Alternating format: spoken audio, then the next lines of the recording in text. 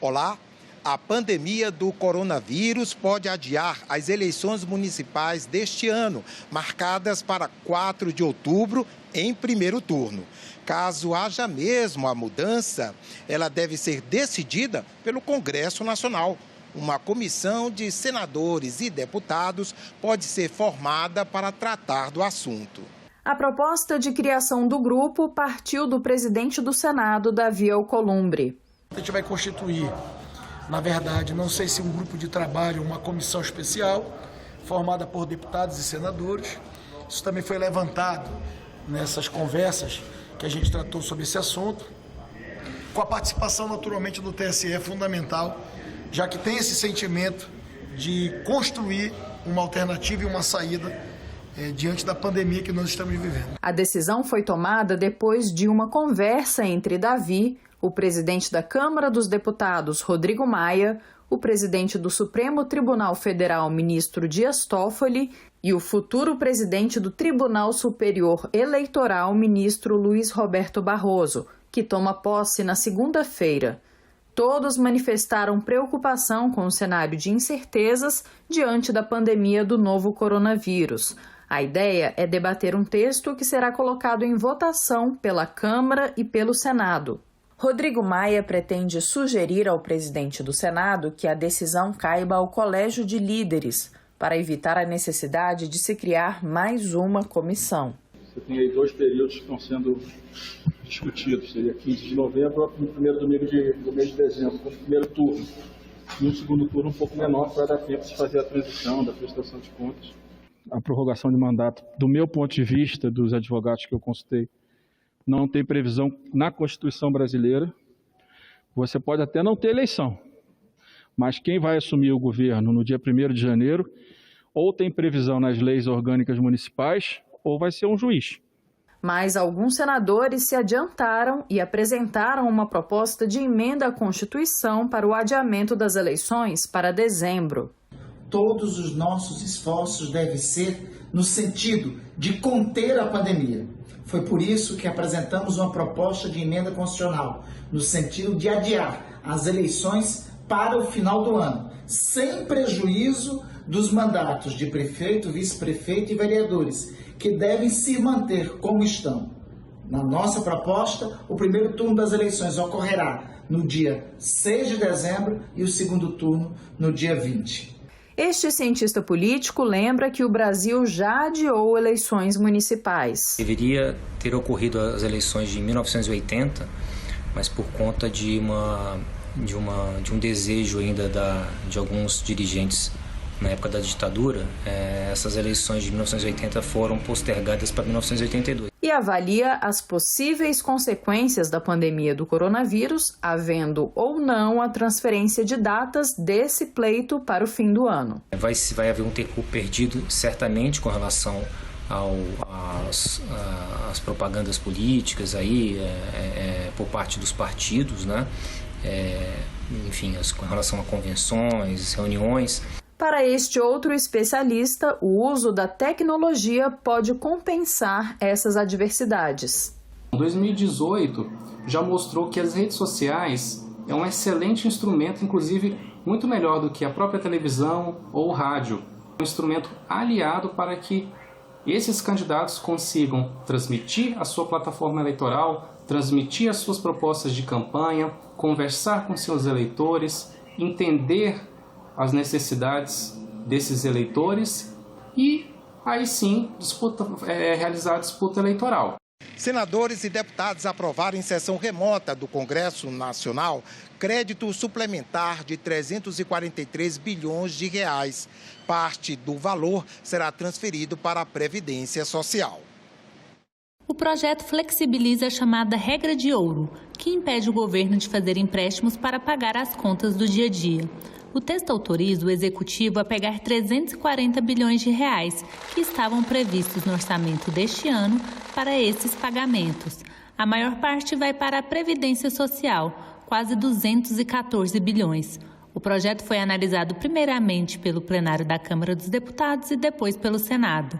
Tudo por meio do sistema remoto de votações. No momento em que o país atravessa, que desafia governo, Congresso Nacional, instituições, a sociedade no enfrentamento à pandemia do coronavírus, e isso impõe, na verdade, medidas e adequações no planejamento que foi feito, nas políticas públicas que foram planejadas, elaboradas, e esse PLN 8 vem justamente nessa direção.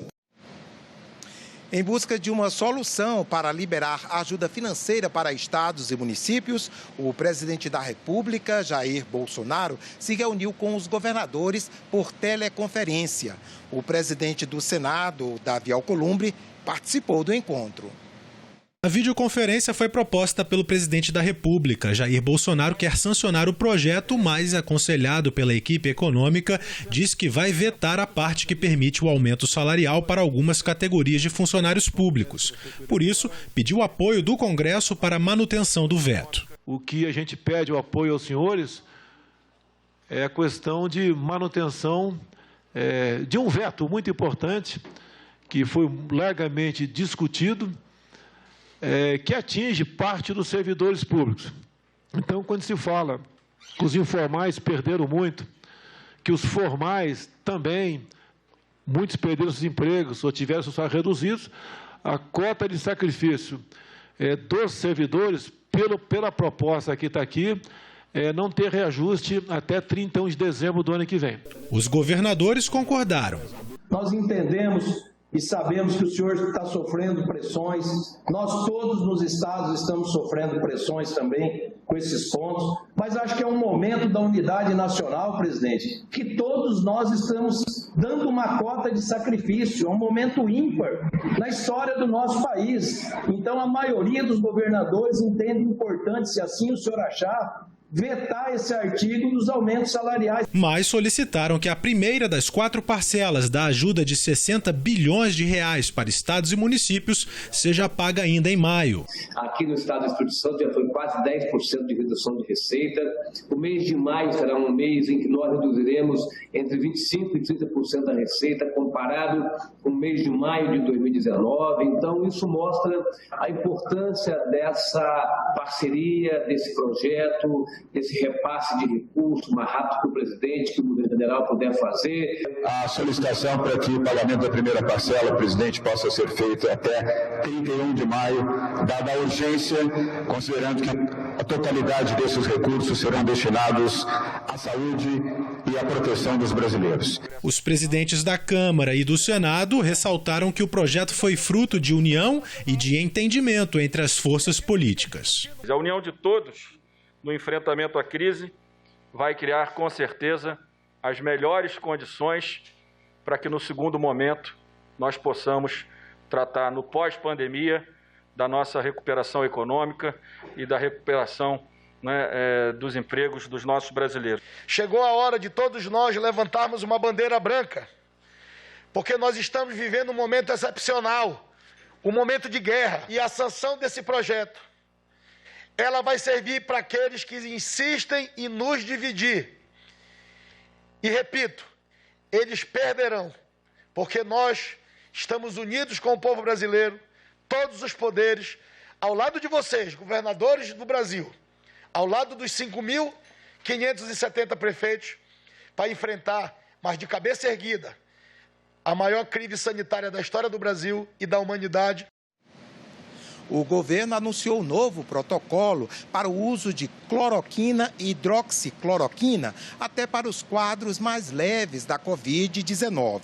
Antes, o aval era apenas para casos graves. Houve repercussão entre os senadores. As modificações aconteceram sob o comando do general Eduardo Pazuello, mas o novo protocolo não leva a assinatura de ninguém. Pazuello assumiu interinamente o cargo de ministro da Saúde depois que Nelson Teich deixou a condução da pasta na última sexta-feira. A mudança no protocolo foi um dos principais pontos de discordância entre Bolsonaro e Teich. A determinação já vinha sendo sinalizada pelo presidente desde a saída do ex-ministro Luiz Henrique Mandetta, também contrário à medida. O documento determina que o paciente assine um termo de consentimento que esclarece não haver estudos demonstrando benefícios e que esses medicamentos podem até agravar a condição clínica. Nessa segunda-feira, o presidente dos Estados Unidos revelou que está tomando o medicamento preventivamente. Donald Trump contou que começou a tomar os comprimidos há cerca de 10 dias, apesar de não ter testado positivo para a Covid-19 e nem estar sentindo sintomas da doença. Algumas entidades médicas se manifestaram contra o uso generalizado da hidroxicloroquina para combater a Covid-19 antes de estudos complementares. Elas destacam o risco de complicações em consequência de efeitos colaterais graves. Uma delas foi a Sociedade Brasileira de Imunologia, que divulgou um parecer científico com a conclusão de que ainda é precoce a recomendação de uso deste medicamento na Covid-19 e que diferentes pesquisas mostram a ineficiência da cloroquina para esta doença.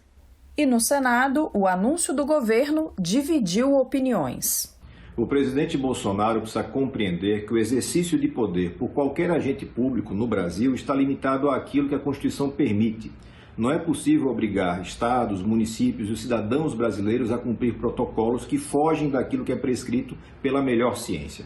Ao cometer esse tipo de desatino, o presidente Bolsonaro incorre em possível crime de responsabilidade. Se vai seguir o protocolo ou não, polêmico que é, do Ministério da Saúde, cabe ao profissional médico que tem o seu CRM e as responsabilidades em cima disso para definir o que ele vai prescrever para aquele que lhe procura a fim de curar uma doença.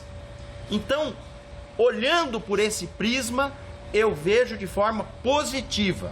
Para se adotar isso como uma conduta do Ministério, uma orientação do Ministério, é preciso que tenhamos fundamentos científicos que sustentem essa decisão. E até o presente momento, isso não há.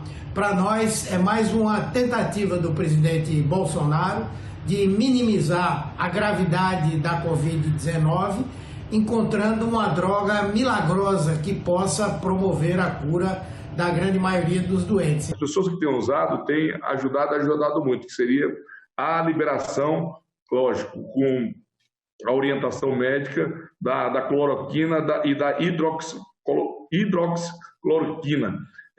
Mas quando a família autorizar o uso desse medicamento, o médico pode prescrever. Hoje a maioria dos médicos não prescreve. A hidroxicloroquina é um anti-inflamatório usado para artrose, usado para lúpus, algumas doenças, que serve para diminuir a dor. É um protocolo, mas não é um remédio para curar a doença, chamado remédio de escolha. Você toma e mata imediatamente o vírus. É que o ministro Nelson não soube nem explicar e muito menos sabe explicar o capitão Jair Bolsonaro, que não entende absolutamente nada de saúde.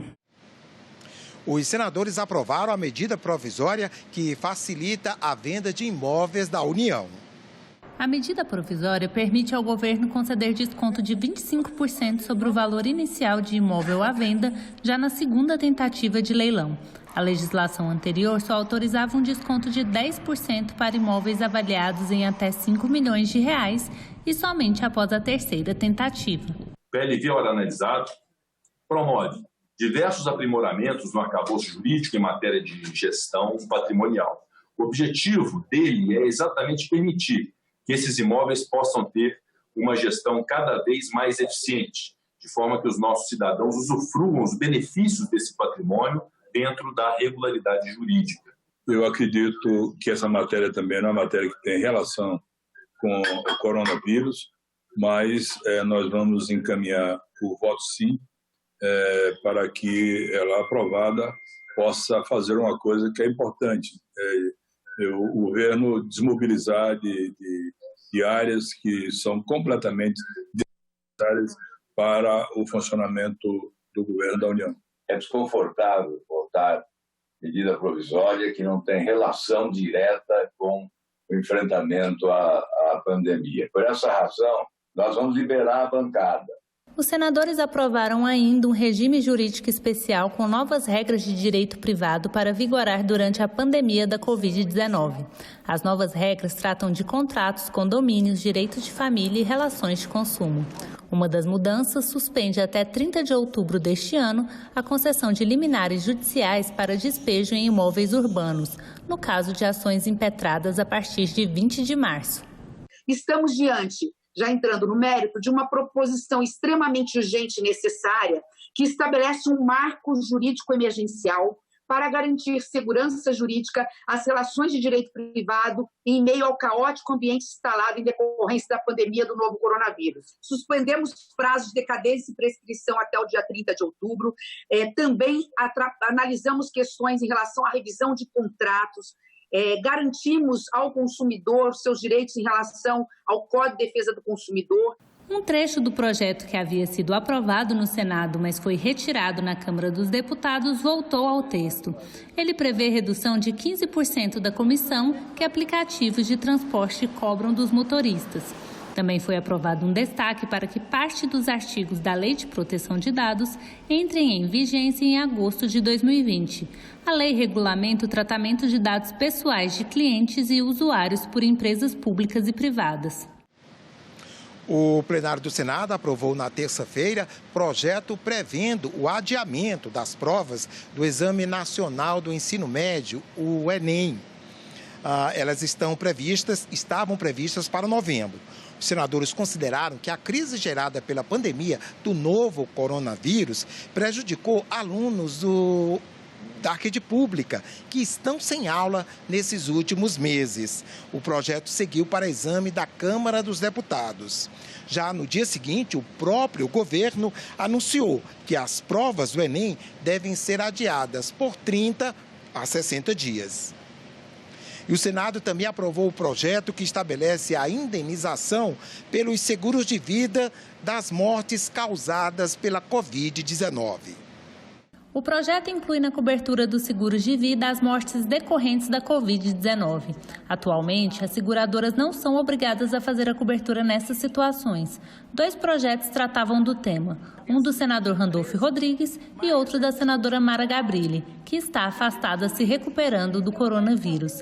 Em gentileza, Randolfo abriu mão da sua proposta para que fosse votado o projeto da senadora. Embora o número do nosso projeto tenha sido PLS 890, e o da senadora Mara tenha sido 2113, mas é com motivo de muito orgulho que eu quero chamar esse projeto 15 de projeto segundos. Mara Gabrilli, por toda a competência da senadora Mara Gabrilli e por tudo que ela representa para nós e pelas nossas orações para o rápido restabelecimento dela. A previsão legislativa evita a judicialização da matéria, que poderia levar longos anos para que o beneficiário pudesse ter uma resposta estatal.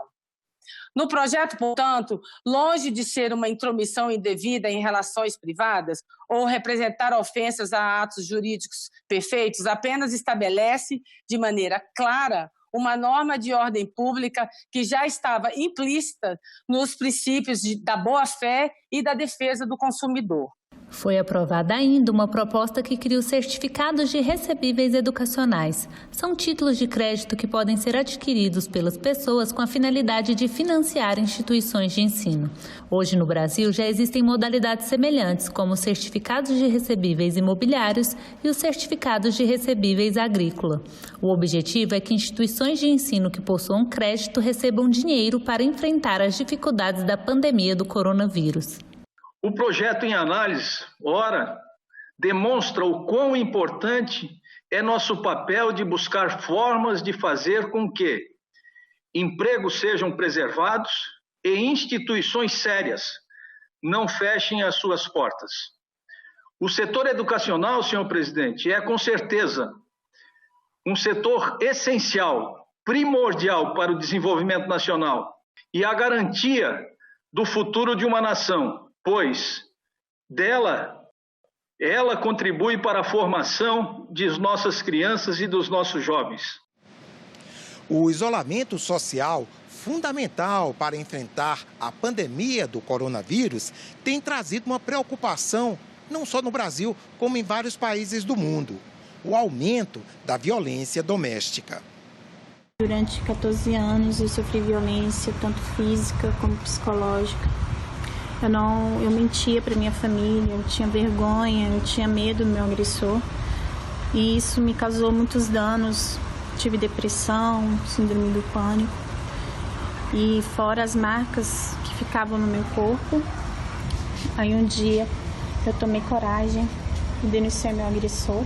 Daiana conseguiu reconstruir a vida e hoje tem um projeto nas redes sociais para ajudar outras mulheres que passam pela mesma situação. Tudo na minha vida mudou. Mude a sua também. Denuncie. Ficar em casa é a recomendação de especialistas em saúde de todo o mundo, a principal arma para conter a disseminação do coronavírus. Mas a nossa casa, esse espaço onde nos sentimos mais seguros neste momento, pode não estar sendo tão segura assim para muitas mulheres. Dados já mostram um aumento da violência doméstica não só aqui no Brasil, mas em vários países do mundo durante esse período de isolamento. No ano passado, segundo o Fórum Brasileiro de Segurança Pública, mais de 260 mil mulheres foram vítimas de violência doméstica e foram registrados mais de 1.300 casos de feminicídio. O Ministério da Mulher, Família e Direitos Humanos apontou que, em março, as chamadas para o 180, que recebe denúncias de violência contra a mulher, aumentaram 9%. O Observatório da Mulher contra a Violência do Senado também alertou para o problema no último boletim. A publicação analisa o contexto da violência doméstica contra mulheres durante a pandemia da Covid-19. Que a despeito de ter esse aumento de relatos, esse aumento de acionamento da Polícia Militar, houve uma redução na maioria dos estados dos registros de ocorrência em delegacias de polícia civil, o que nos indica o seguinte, que essa mulher pode estar sofrendo mais violência e, ao mesmo tempo, está tendo mais dificuldade em acionar os canais tradicionais de atendimento a mulheres em situação de violência. Facilitar a denúncia de agressões também é um caminho e é o que propõe um dos projetos apresentados no Senado. Nós tivemos uma iniciativa de um projeto que exatamente dá a ela o instrumento da internet para que ela possa pedir socorro, para que ela possa denunciar, arrolar testemunha e esse processo independa da sua ida a uma delegacia, mas que seja, sobretudo nesse momento do isolamento, que ela não possa ficar tão refém ao ponto dela não poder falar e não ser ouvida. A Organização Mundial de Saúde e a ONU, Organização das Nações Unidas, fizeram um alerta mundial e pediram aos países que tratem o tema como prioridade durante a pandemia. We call on countries to include services for addressing domestic violence as an essential service that must continue during the COVID-19 response. I urge all governments to make the prevention and redress of violence against women a key part of their national response plans for COVID-19. O Conselho Nacional de Justiça criou um grupo de trabalho para estudar medidas de prevenção. Ações para dar uma maior celeridade, uma maior efetividade e prioridade no atendimento à mulher vítima de violência doméstica e familiar durante esse período de pandemia. Envolver a sociedade na proteção a quem está tão mais vulnerável nesse momento. Num vídeo silencioso que circula pelas redes sociais, mulheres do coletivo feminino Move Elas alertam e orientam outras mulheres sobre como pedir ajuda nesse período de isolamento. Para que elas pudessem acessar números de contatos, postos de atendimentos, uma diversidade ali de números de atendimento, sem que os homens tivessem acesso a isso através do áudio. A campanha da ONU Mulheres mostra como vizinhos e pessoas próximas são importantes nessa hora.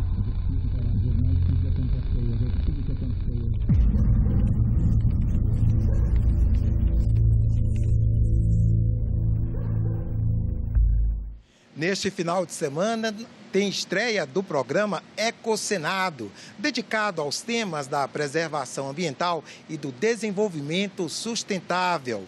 Veja agora os destaques do programa na coluna Momento Eco, com o jornalista César Mendes. O programa Ecosenado foi em busca de respostas sobre a origem do novo coronavírus. Será que existe alguma relação entre o surgimento de pandemias como essa e as mudanças climáticas? A mudança climática ela vai piorar situações crônicas que já existem, não é? Situações de indisponibilidade de água, de segurança alimentar, de doenças tropicais endêmicas. Os seres humanos invadem um espaço onde não havia ocupação humana antes, um espaço de vida selvagem, de animais silvestres, existe o risco de que agentes desconhecidos ultrapassem a chamada barreira entre as espécies, ou seja, que deixem de circular apenas na espécie animal original e passem para os seres humanos. Se estima que este ano, devido à crise da pandemia, haverá uma redução global de 8% das emissões de gases de efeito estufa. Isso é bastante significativo. A nova edição do programa traz também uma entrevista com o senador Jean Paul Prates, relator da comissão especial criada pelo Senado para avaliar as ações de enfrentamento das manchas de óleo nas praias brasileiras, considerado o maior acidente ambiental em extensão territorial que já atingiu o país. Esse acidente, ele revelou claramente, até pela demora em se ter resultados na investigação, que nós não estávamos preparados nem para investigar, nem para evitar, nem para mitigar de forma satisfatória. Tudo que foi feito foi basicamente improvisado. O programa Ecosenado vai ao ar no sábado e no domingo, às 9 da manhã e às 4 da tarde. E essa foi a coluna Momento Eco de hoje. Tchau, até a próxima. Esta edição fica por aqui. Na internet você pode rever as reportagens. Acesse senado.leg.br/TV. Muito obrigado pela companhia e continue sintonizado aqui na TV Senado.